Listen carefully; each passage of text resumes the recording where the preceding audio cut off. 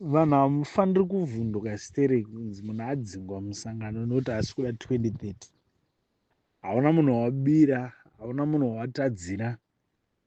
Namwari chaiye hambotsamwini zvaunenge uchitaura because unenge uri kuona chimiro chiri muzvipatara nemarodzi kuti uku kutorwara brain kutaura zvinhu zvakadai. So ukadzingwa unofanira kutofara for now because unenge uchinatsa kusiya madofu achinatsa kugadzira klasi yawo yakakwana.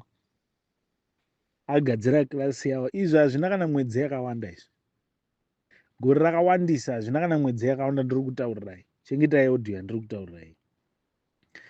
Uri kungodzingwa musangano just for a few months. Ma-MP ese ari kuchitucha achifarisa achiita zvisingaiti, maminister, ma-provincial members. A new provincial executive is coming within ZANU-PF.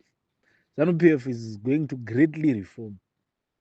Madofo ese vana mabhuchinomona vasingagoni kumultiply, vasingagoni kindergarten mathematics, vari kuenda kuteresi vese vana Garwe tichatsvaga tomuendesa kungomahuru. He is not feeling well mentally. He needs serious mental rehabilitation.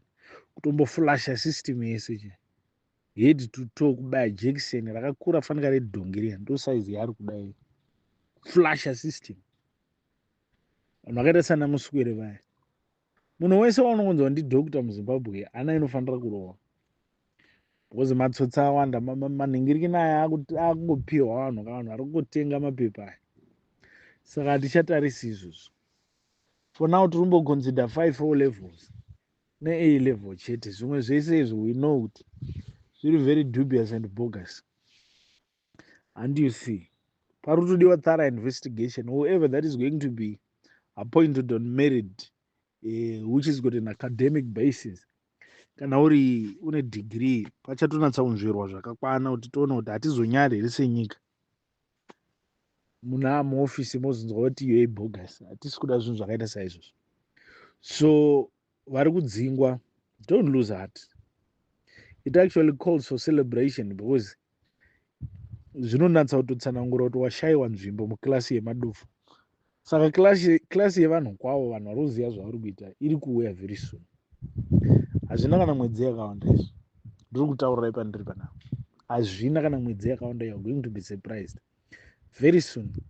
Regerai machi apere muone maevents zvaari kuda kuita. Zvinhu zvichatanga interesting events zvichaitika muZimbabwe zvokuti vanhu vachashamisika zvavasina kumbobvira vakambotarisira futi. So between end of March, let's just say early April, kusvika July, fasten your seat belts. Ndatokuudzai, fasten your seat belts. Then mukaona July apera, takusvika mid July, ma-provincial members ese, vanhu vese vari kuita manyawa avo zvinenge zvapera. What we are trying to do in Zimbabwe, the opposition needs to put their house in order. Hatisi kuda one party state. ZANU-PF needs to put their house in order. We want people who will keep each other on their toes as far as development is concerned. People trying to work so hard to achieve things at record time. This is what we want. Be it ZANU-PF guys, be it Triple C guys. This is what we are looking for. This is what we're fighting for.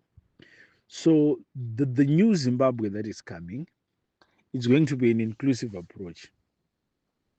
Tombovaka Zimbabwe, tombomira zvepolitics hysterics, ndozvatisa mumesi yatiri.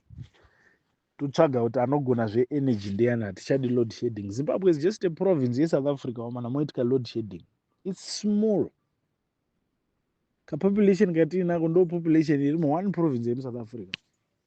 Kaeconomy kedu 1 province yemuSouth Africa.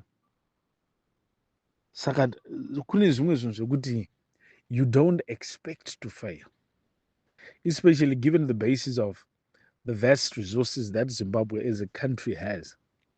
Hatitarisiri failure.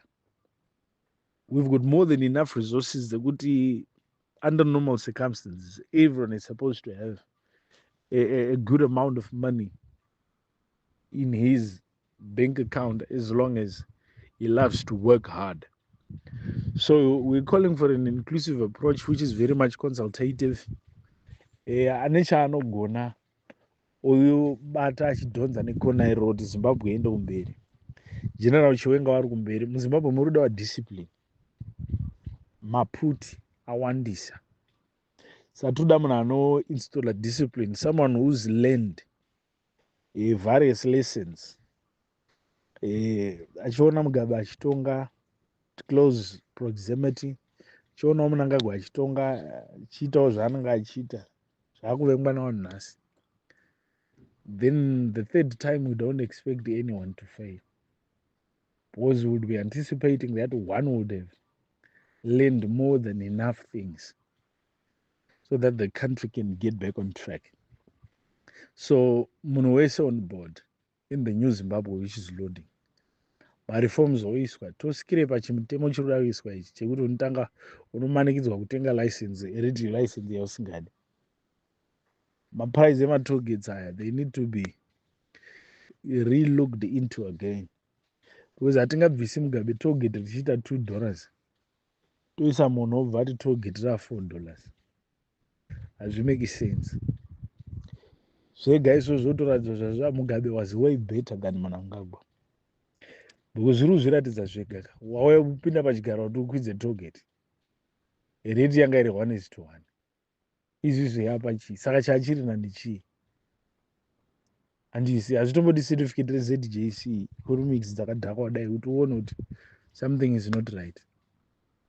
And you see, so we want a Minister of Finance that is led with a commissariat approach. A commissariat approach is consultative. Unogara pasi nema-stakeholders anocontrola economy.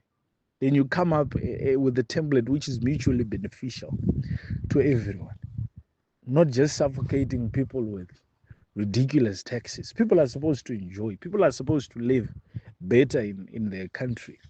That is what we want.